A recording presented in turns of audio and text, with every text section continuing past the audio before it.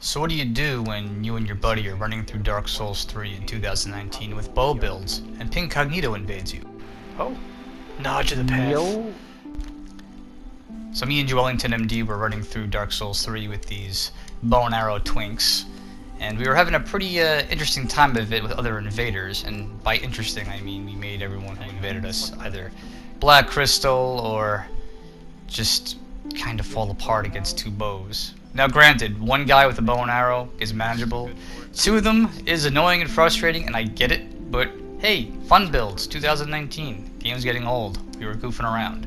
It wasn't until Naja the Path here invaded us in the cathedral where we had to really work for it, and I wasn't even sure if it was Pinko at first until after the invasion had wrapped up, and we were able to confirm through PSN messages that it was in fact Pinko. But yeah, make no mistake, he may look like a pincushion now, but Pinko put us to work in this invasion. Now let's not stand on ceremony. Pinko is a good player. Me and Wellington are a couple of Chadwicks. Now, I'm gonna get back to the Pinko clips in just a minute, but the point of this video was fun builds, 2019. Soon to be 2020. We have Elden Ring on the way. Me and Wellington, off and on the last couple of weeks, have been goof trooping our way through Dark Souls 3, trying out all the weird role plays and item and weapon builds that we've never really messed with, and we somehow settled on a bow main pairing to quest through the game with.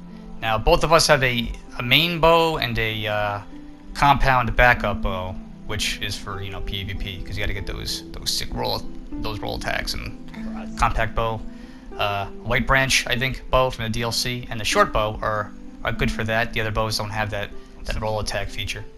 But anyway, back to Pinko. We're around level 56 at +6, which is sort of high for the cathedral. So I'm not quite sure what Naj of the Path is in terms of matchmaking here. But we must have been the only people floating around in here, I think, this day, because no one else invaded us while we got to the cathedral besides Naj. But when he came in, it was rough. Now, like I said earlier, any one of us, if we were alone, I don't think this would have lasted more than maybe 12 to 15 seconds.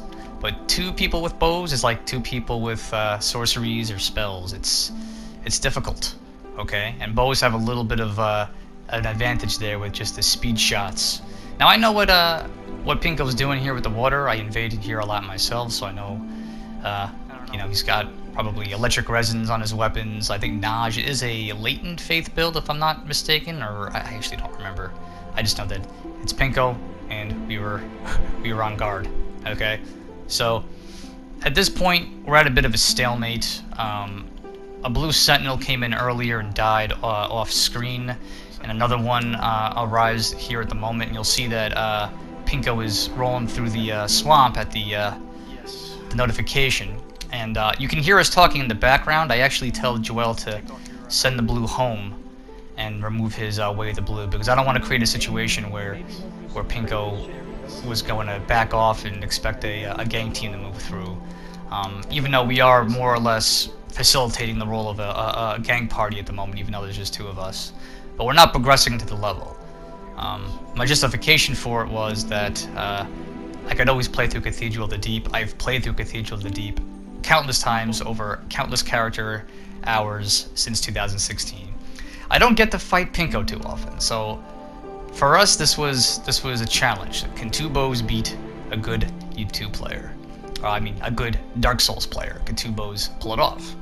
And you can see Pinko trying all kinds of tricks, and he finally settles on the Bident, which is a great choice. I actually get tagged a lot from him here with the running attacks, since we don't have a lot of recourse. Besides the bows, me and Joel both have Handmaiden daggers on our left hand for the FP replenishment for our weapon arts on PvE.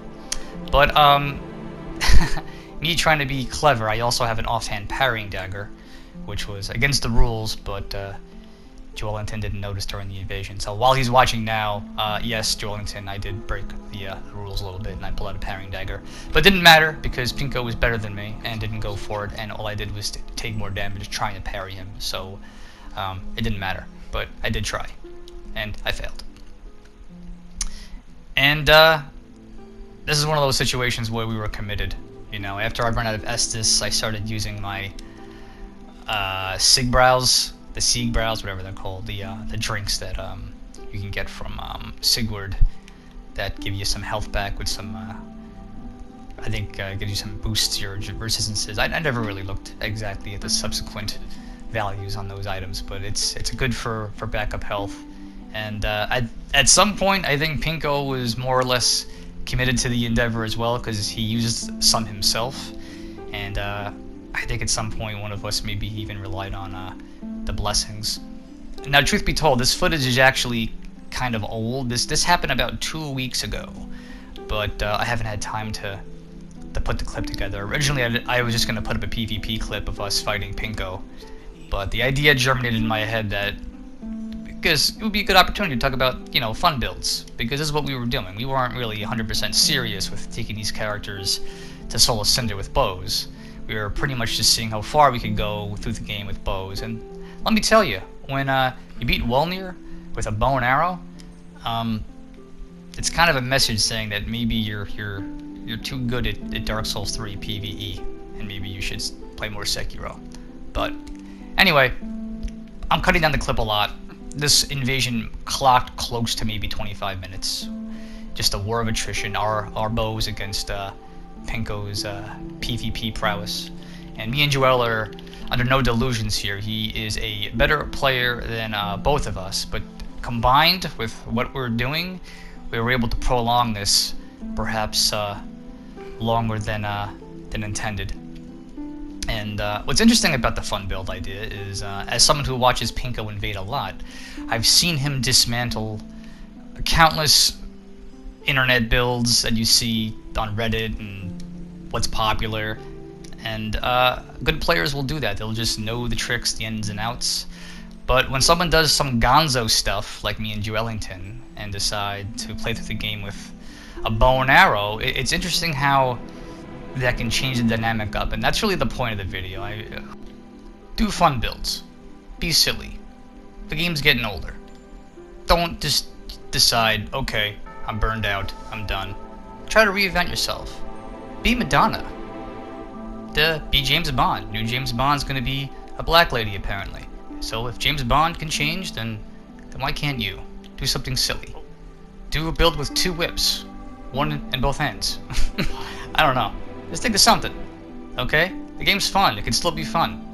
You don't have to just do the same thing you've been doing for 2 years, okay? When we made these characters, in High Wall, we still had people invading us with the Dark Hand and the Dragon Slayer axe, okay?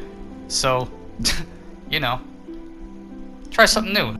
Who knows? Maybe you'll think of something that no one's thought of before, and it'll totally work out. There's the roll catch. He got me. Sunbro got me.